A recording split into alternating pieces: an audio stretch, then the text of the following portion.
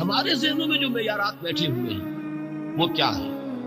کامیابی پیسے سے ہے، کامیابی جائیداد سے ہے، کامیابی کاروبار سے ہے، کامیابی شہرت سے ہے، کامیابی اقتدار سے ہے۔ یہ معیارات ہیں۔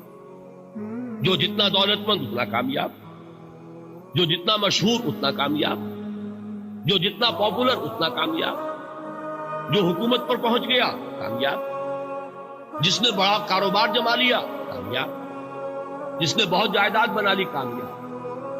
یہی ہے اصل میں ساری بس کی گانٹھ۔ جو تصور کامیابی کا ہوگا اسی کے مطابق آپ کی بھاگ دوڑ ہوگی، اسی کے لیے جد و جہد ہوگی، اسی کے لیے توانائیاں صرف ہوں گی، اسی کے لیے دن رات کی مشقت ہوگی۔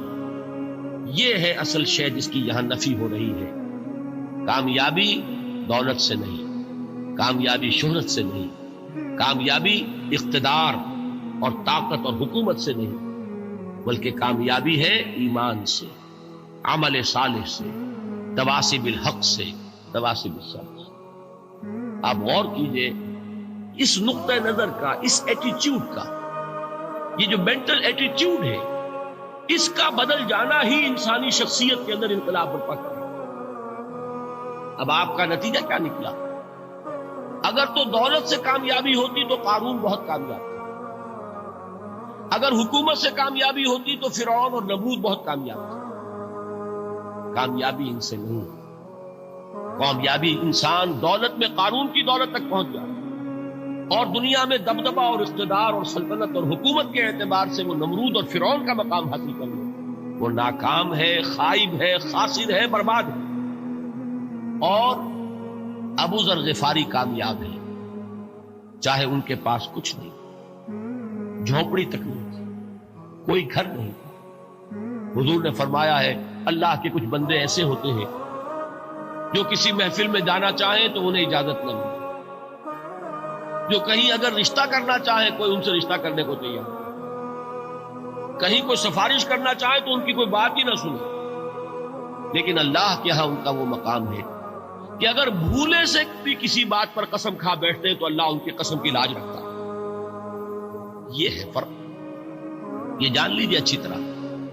اس بات کا مان لینا آسان، اس پر سبحان اللہ کہنا آسان، لیکن اس کے مطابق آپ کے اپنے ذہن کا بدل جانا بہت مشکل ہے۔ اس لیے کہ ہم متاثر ہوتے ہیں اپنے ماحول سے۔ وہ بڑا محل ہے، دیکھ کر ایک دفعہ جھجری آتی، وہ بڑی سی 20 فٹ لمبی کار سناٹے کے ساتھ آپ کے پاس سے گزر گئی، ایک دفعہ اعصاب کے اندر ارتعاش ہوتا، محسوس ہوتا ہے بڑے یہ نصیبے والے لوگ ہیں، بڑے خوش نصیب، بڑے کامیاب، حالانکہ کچھ معلوم نہیں کہ یہی سب سے بڑی بدنصیبی ہو سکتا ہے کہ یہی سب سے بڑی ناکامی ہے۔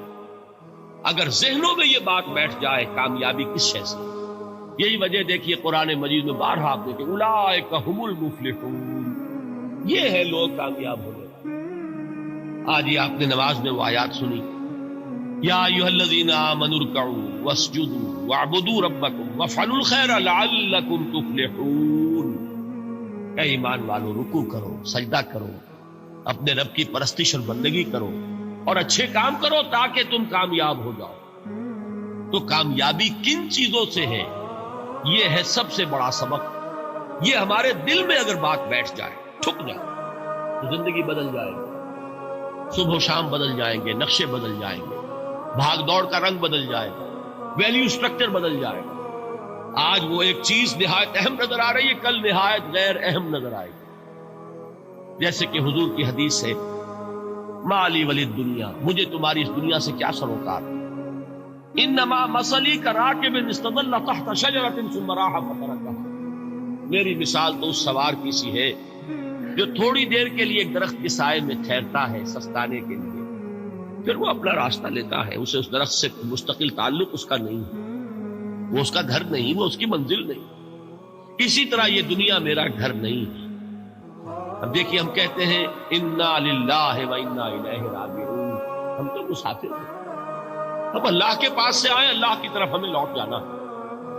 کن فی الدنیا کانک غریب و عابر سبیل، حضور فرماتے ہیں دنیا میں ایسے رہو جیسے کہ تم اجنبی ہو یا راہ چلتے مسافر۔ لیکن یہ طرز عمل کب ہوگا؟ جبکہ یہ آیت ہمارے ذہنوں کے اندر بیٹھ گئی ہو، وَالْعَصْرِ إِنَّ الْإِنسَانَ لَفِي خُسْرٍ إِلَّا الَّذِينَ آمَنُوا وَعَمِلُوا الصَّالِحَاتِ وَتَوَاصَوْا بِالْحَقِّ وَتَوَاصَوْا بِالصَّبْرِ۔ یہ ہے اصل بات جو میں نے عرض کیا تھا کہ میں بتاؤں گا صحابہ کیوں ایک دوسرے کو یاد دلاتے ہیں۔ اس لیے کہ دیکھیے جیسے برف باری اگر ہو رہی ہو، آپ باہر نکلیں گے تو برف آپ کے کپڑوں پر جم جاتی ہے نا، تو آپ جھٹکتے ہیں کپڑوں کو تاکہ برف ہٹ جائے۔ ہمارے ایمان پر اس دنیا میں رہتے ہوئے جب ہم متاثر ہوتے ہیں ماحول سے تو گردہ آ جاتا ہے، برف پڑ جاتی ہے، اس کو جھٹکتے رہنے کی ضرورت ہے۔ اور وہ جھٹکنے کی بہترین اور مؤثر ترین شکل یہی ہے کہ یاد رکھو کامیابی ان چیزوں سے نہیں ہے۔ چمک دمک جو ہے دنیا کی، یہ ساری چمک دمک جو تمہیں رجھا رہی ہے، جو تمہیں اپنے اندر گم کیے ہوئے، یہ لفظ گم پر اقبال کا وہ شعر یاد آ گیا کہ کافر کی یہ پہچان کے آفاق میں گم، اور مومن کی یہ پہچان کے گم اس میں ہے آفاق۔ تم گم نہ ہو کر رہ جاؤ، اس میں مبہوت نہ ہو کر رہ جاؤ، مرعوب نہ ہو کر رہ جاؤ، دنیا ہی کی محبت تمہارے اوپر ڈیرے نہ ڈالے، تمہارے دلوں کے اوپر مسلط نہ ہو جائے۔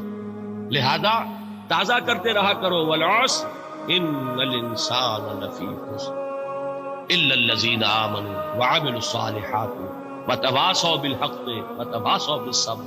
پھر یاد کر لو، پھر تازہ کر لو اپنے اس یقین کو کہ کامیابی دولت سے نہیں، کامیابی ثروت سے نہیں، کامیابی اقتدار سے نہیں، کامیابی شہرت سے نہیں، کامیابی جائیداد سے نہیں، کامیابی ہے ایمان سے، کامیابی ہے عمل صالح سے، کامیابی ہے تواصی بالحق سے، کامیابی ہے تواصی بالصبر سے۔